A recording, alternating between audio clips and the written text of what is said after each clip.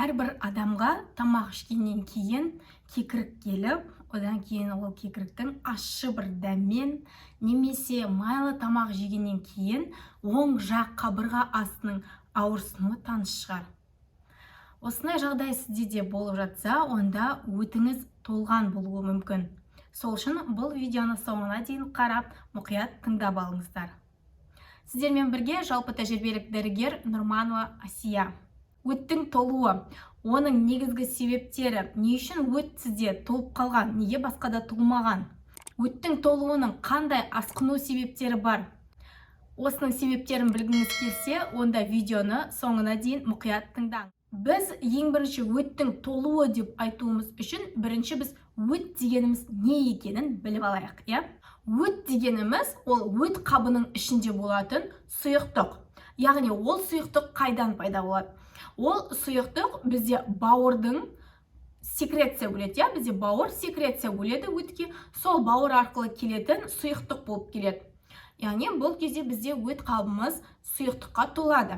Сұйықтыққа толғаннан бізде өтіміз толып қалмайды. Яғни ол сұйықтық бізде әрбір ас қорытқан сайын сұйықтығымыз бөлініп шығып отырады. Ал енді бізге осы сұйықтық не үшін қажет? Яғни бұл сұйықтық біз тағам жейміз ғой, күнделікті тағамдарды тұтынамыз. Сіз майлы тағам міндетті түрде күнде жейсіз. Белокты міндетті түрде жейсіз. Углевод бар. Неше түрлі майларды, сіз витаминдерді ішесіз.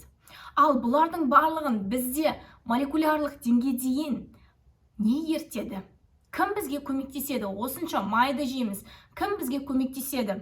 Сіздің қолыңыз емес, сіздің миыңыз емес, басқасы емес. Бізде осы өт, кішкентай ғана орган ол деген. Осы өт бізде көмектеседі. Өт қабы, ол бізде мына бауыр бар ғой оң жақта. Осы бауырдың астыңғы жағында орналасқан алмұрт тәрізді мүше.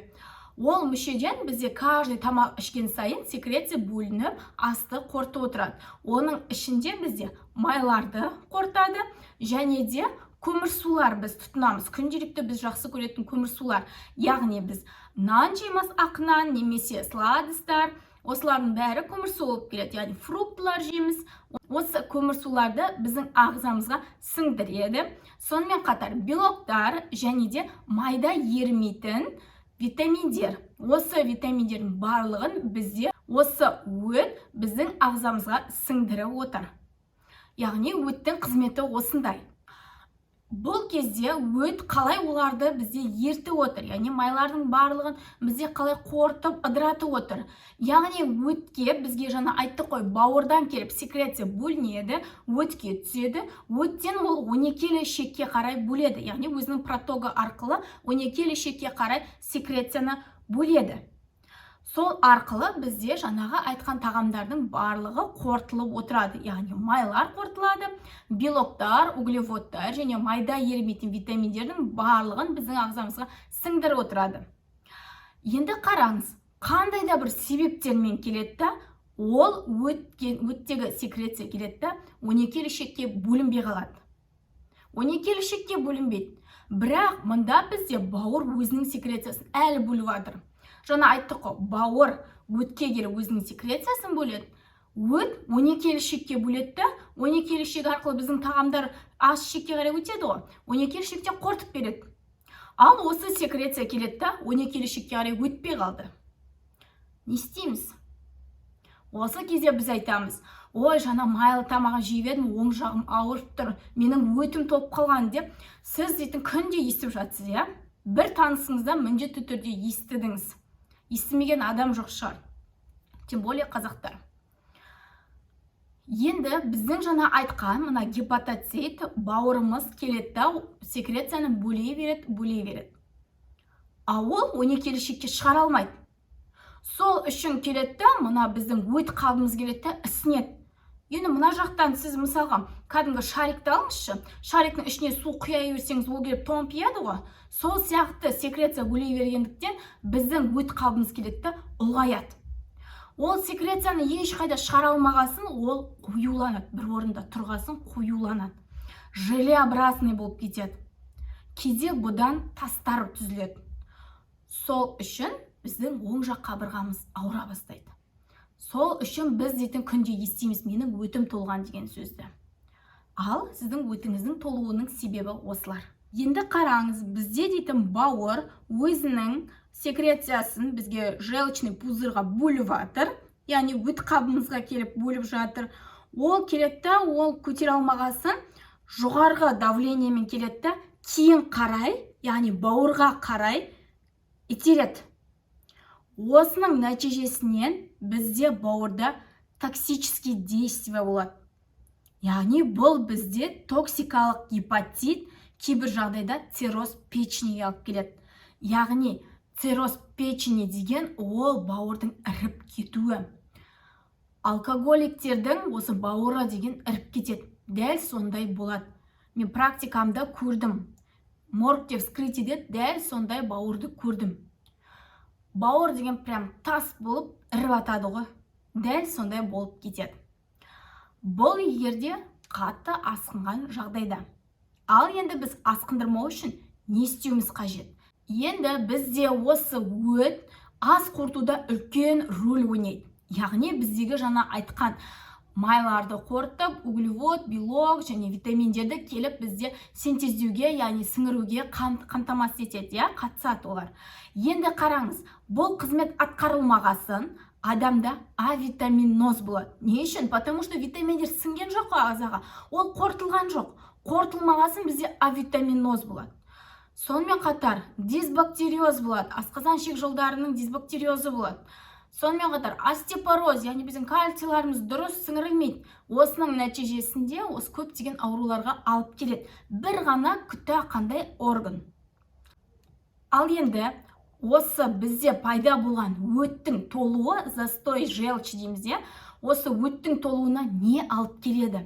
Не себептен бізде осындай өтіміз толып қалады? Неге менде толады, неге ода толмайды деген сұрақ әрбір адамның көкейінде жүр, Енді қарайық, негізгі причиналарын, яғни себептерін айтып шығайық, Бірінші себебі стресске көп түсу. Яғни стресске көп түскен адамда застой болады. Жалпы стресске түскен адамдарда асқазан ішек жолдарында көптеген проблема болады. Өзіңіз стресс болған кезде, мысалға бір экзамен тапсырайын деп жатасыз, немесе тағы да басқа бір стресс болған кезде ішіңіз ауырады, Көп адамдар мысалы экзамен кірерде іші ауырып, үйімде қалып қойдым деп айтып жатады, естіп жатасыздар, Мен өз группаластарымда естідім. Тестке бір жерге экзаменге кіретін кезде ішім ауырып тұр деп бүктетіліп отырады. Сол стресстің нәтижесінде болады. Енді қараңыз, бізде стресс болды. Ал стресс неге ол бізге желчный пузырға келіп застой туғызады деген сұрақ болып тұрған шығар, Потому что біз стресс кезінде спазм аламыз, яғни бүкіл бұлшықеттеріміз спазмдалады, жинақталады, яғни. Спазм болған кезде бізде жаңа желчный пузырдың протогы болады ғой, сол жерде спазм болады да, біздегі желчь 12 ішекке дұрыс түспей қалады. Соның нәтижесінде застой болады, яғни қоюланады біздің өтіміз. Келесі себеп дұрыс тамақтанбау. Біздің бүкіл ауруға себеп ол дұрыс тамақтанбау. Қай ауруды алмасақ та, дұрыс тамақтанбау ол біздің нағыз жауымыз болып келеді. Яғни дұрыс тамақтанбауға нені айтамыз? Біріншіден біз тамақты тойып жеуімізден. Тамақты тойып жегесін біздің желчьтер үлгермейді, сіздің жаңағы астарыңызды қорытып үлгере алмай жатады.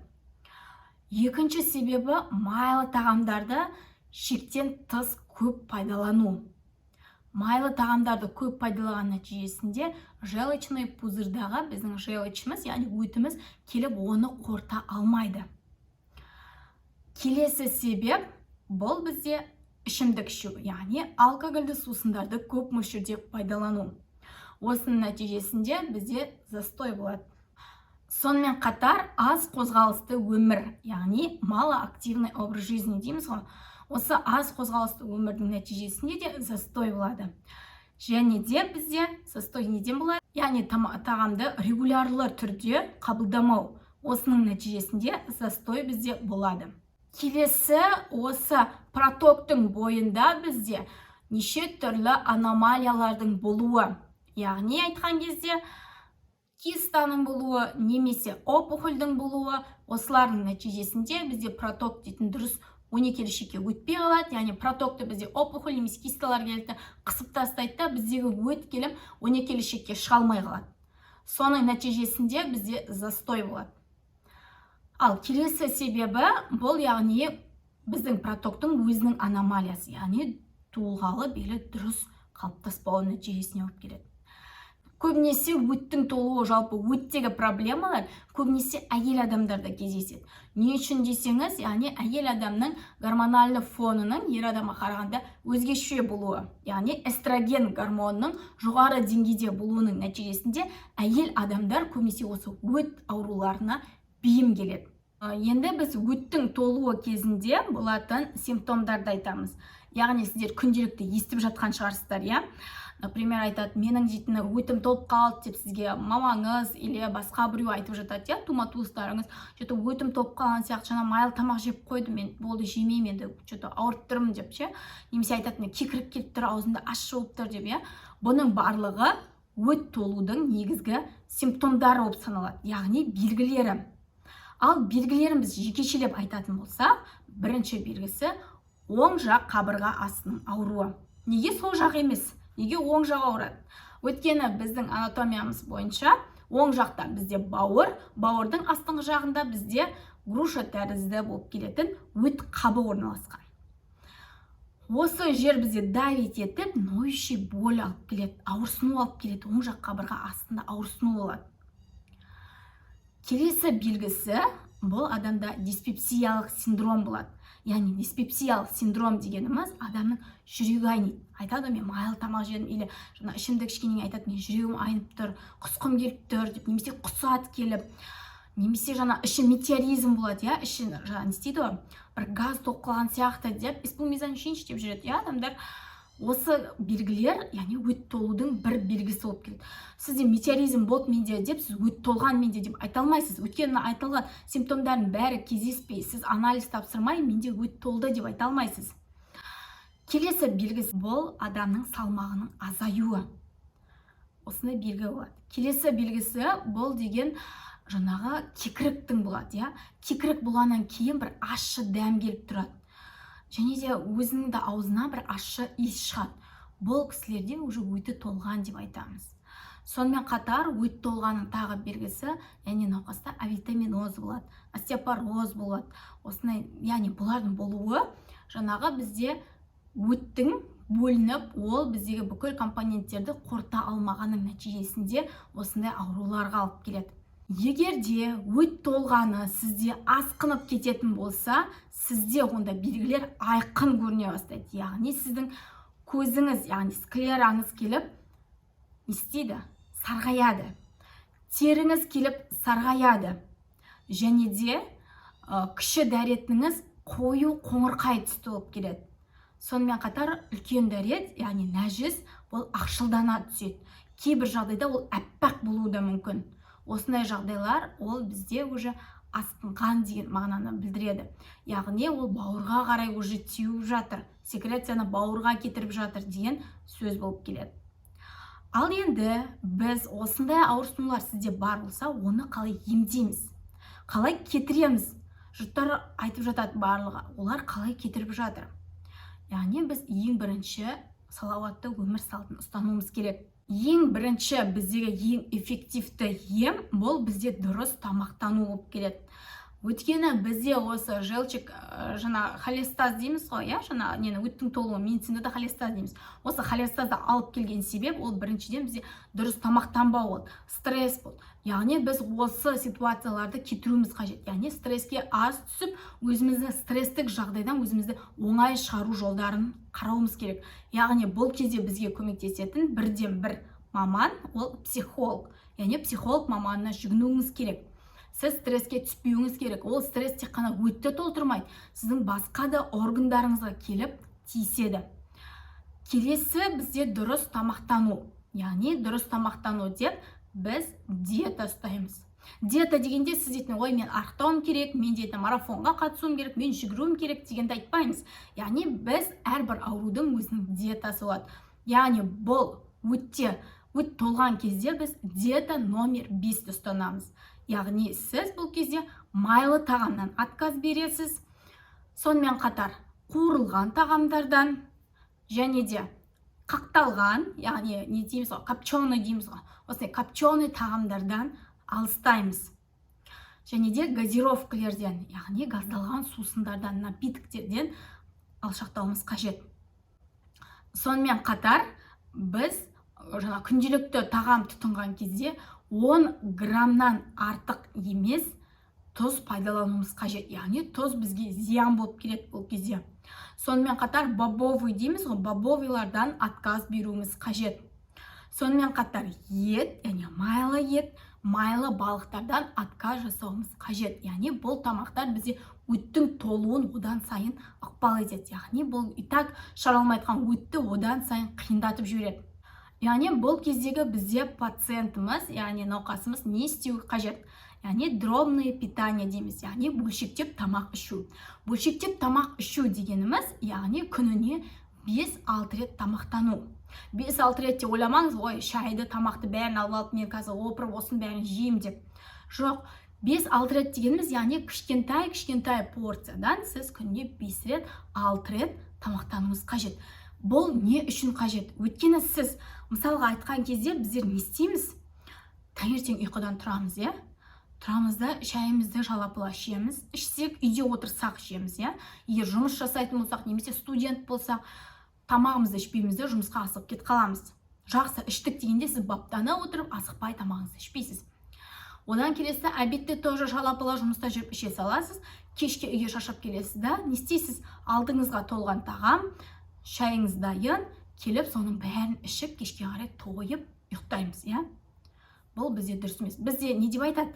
Бірінші таңғы асты өзің іш, обедкі асты, яғни түскі асты досыңмен бөліс, кешкі асты жауыңа бер деп. Тамақтану бізде ритмі де дұрыс емес боласын, бізде осындай ауруларға көп алып келеді. Яғни біз не істеуіміз қажет бұл кезде? Яғни дробный питание. Бөлшектеп келіп тамақ ішуіміз қажет. 6 мезгіл, яғни кішкентай бөлшекпен 6 мезгіл, 5 мезгіл тамақтануымыз қажет. Яғни тоймай тамақ ішуіміз керек. Жаңа айттық қой, бізде желчтің жинақталуы, яғни застой болуы, бұл тағамды тойып ішуінен, яғни тоймай ішуіміз қажет. 5-6 рет күніне. Келесі майлы емес тағамдарды пайдалану. Яғни майлы емес дегеніміз, мысалы сізге етті қолданба, немесе балық жеуге болмайды деп исключать етпейміз. Яғни бұл кезде сіз парға дайындалған тағамдарды ішуіңіз қажет. Яғни пармен, на пару демеймі? На пару дайындалған, немесе запеченный тағамдарды қолдануыңыз қажет. Сол тағамдарды тұтынуыңыз қажет. Келесі жағдайда сіз яғни майлы тағамдардан отказ бересіз, Майлы тағамдардан біз қанықпаған май қышқылдарын қолдануымызға болады. Яғни бұл деген не десеңіз, яғни қанықпаған май қышқылдары деп отырғанымыз, бұл бізде оливковое масло дейміз ғой. Оливковое масло пайдалы деп жатады, бірақ не үшін пайдалы екенін адамдар түсінбейді, Мысалы айтады, малдың майын қолданба, өсімдік майын қолданба дейді. Оларды қолданба дегенде сіз отказ беріп тастамаңыз, кішкентай мөлшерден қолданыңыз. Яғни бұлар сізде жаңағы желчтің толуын алып келеді, өттің толуына. Ал оливковое масло керісінше бізде желчтің сұйылуына, жақсы өтуіне қамтамасыз етеді. Сол үшін біз қанықпаған май қышқылдарын қолдануымыз қажет. Осыны көбісі дұрыс түсінбейді, ой, өсімдік майы пайдасыз, айттым ғой мен дейтін, малдың майын пайдалану керек дейді. Малдың майы да біздің асқазанға ауыр. Сондықтан біз барлығын баланста ұстауымыз қажет. Өсімдік майы да бізге қажет емес. Яғни 10 рет пісірілген майды әрине сізге зиян. Фастфуд жерлерде 10 рет майға қуырып барып береді ғой сізге. Құдай білсін неше жылдан бері ол май тұрғаны. Сол сияқты біз бірінші өзімізді күтуіміз қажет. Ол жерде сізге ешкім оливковое майға келіп қуырып бермейді. Естественный зат. Келесі, біз суды көп мөлшерде тұтынуымыз қажет. Суды всегда ішуіміз қажет. Яғни әрбір адам өзінің весіне есептеп суды тұтыну қажет. Қалай есептейміз веске? Яғни сіздің весіңіз 70 килограмм деп есептесек, сіз 1 килограммыңызға 30 миллилитр су ішуіңіз қажет. Сонда сіз 70-сіз, 30 миллилитр су ішу керек. 70-ті 30-ға көбейтсек, біз 2100 миллилитр су ішуіміз қажет. Яғни 2 литр су ішуіміз қажет күніне. Суды да сіз мен су ішуім керек деп отырып алып, лықылдатып суды ішу қажет емес. Сіз суды сүйсініп ішуіңіз керек. Яғни через не хочу ішпеу керек, былай айтқанда. Сосын суды іштім-ау деп сіз сап-салқын суды ішпеу керек. Яғни кейбір адамдар бар, таңертең тұрады да, таңертең су ішу керек дегенде естиді ғой. Таңертең су ішу керек дейді да, алады да сап-салқын суды келіп ішіп алады. Бұл кезде не істейді? Біздің жаңа ғана оянған, сізбен бірге оянған организм, жаңа ғана оларды ұйқысынан тұрып жатыр ғой, қан жүгіріп жатыр оларға. Сол кезде салқын суды ішкен кезде сіздің организміңіз шок болады. Содан сізде асқазаныңызда, ішек жолдарыңызда проблема болады. Зачем лишний проблема, да? Лучше комнатный температурада тұрған суды, немесе жылы суды ішуіміз қажет. Және де қайнатылған су ішіп қажет емес. Қайнатылған судың ішінде қандай витамин қалды дейсіз, 100 градусқа дейін қайнайды. Ешқандай витамині жоқ. Сол үшін кәдімгі фильтрдің суын, немесе крандағы су таза болса, сол судан, яғни ағынды судан ішуіміз қажет. Және де жаңағы майлы тағам деп жаңағы ет пен балықты исключать етсек қой. Бұл жерде біз балықтың және еттің майсы жерлерін беруімізге болады. Яғни майсы жерлерін тұтынуға болады науқас адам. Майлы жерлерін тұтынбаған желательно жақсы. Енді бұның барлығы не медикаментозны, яғни дәрісіз ем болатын болса, бұлардың өзі бізге үлкен көмегін тигізеді. Яғни өттің толмауына, өттің әрі қарай қиналмауына жақсы көмектеседі. Ал егер сіз өттің толуын медикаментозды методпен емдейтін болсаңыз, бұл кезде сізге өзіңіздің дәрігеріңіз жазып береді. Яғни бұл кезде сіз өзіңіздің учаскелік дәрігеріңізге немесе гастроэнтерологке барасыз. Бұл кезде сізге қандай дәрілер береді? Сол қызықша, Сізге медикаментозный лечение интересный шығар, яғни дәрілік емдер. Бұл кезде сізге өзіңіздің дәрігеріңіз гепатопротекторлар береді. Яғни бауырдың клеткаларын сақтап қалу, қалпына келтіру мақсатында гепатопротекторлар береді. Сонымен қатар желчегонный береді. Яғни желчегонный не үшін береді? Ол өтті сұйылтады және де тастың болмауын қамтамасыз етеді. Келесі бұл бізде спазмолитиктер болады. Яғни сізде желчтарыңыздың бұлшық еттерінде келіп спазм болады ғой. Осы спазмдардың алдын алу мақсатында, яғни ауырсынады ғой. Сол үшін спазмолитиктер береді. Және де антигистаминный препараттар беруі мүмкін. Егер сізде жалобыңызда терім қышиды деп айтсаңыз, онда антигистаминный препараттар береді. Енді бұл қандай препараттар, қандай дозировкада ішуі қажет, ол сіздің индивидуальный тексерісіңізге байланысты. Яғни сіз бұл кезде жалпы қан анализі, биохимиялық анализ, зәр анализі сияқты анализдерді тапсырып, өзіңізге түсіп, барып өзіңіздің нақты лечениеңізді аласыз. Яғни нақты дұрыс дозировкада қандай компанияның қандай дәрісін ішетініңізді сол кезде анықтап сізге жазып береді. Мен бұл жерде барлығыңызға общий бір дәрі жазып бере алмаймын. Яғни біздің қазіргі общий жасай алатынымыз бұл не медикаментозный лечение, яғни дәрісіз ем. Дұрыс тамақтану, суды көп мөлшерде ішуіміз қажет. Сондықтан салауатты өмір салтын ұстанайық. Өзіміздің денсаулығымыз тек қана өзімізге ғана қажет. Берілген ақпараттар сіздерге түсінікті болатын болса, менің каналыма тіркеліп, лайк басып, колокольчикті басып қойыңыздар. Және де комментарий жазуды міндетті түрде.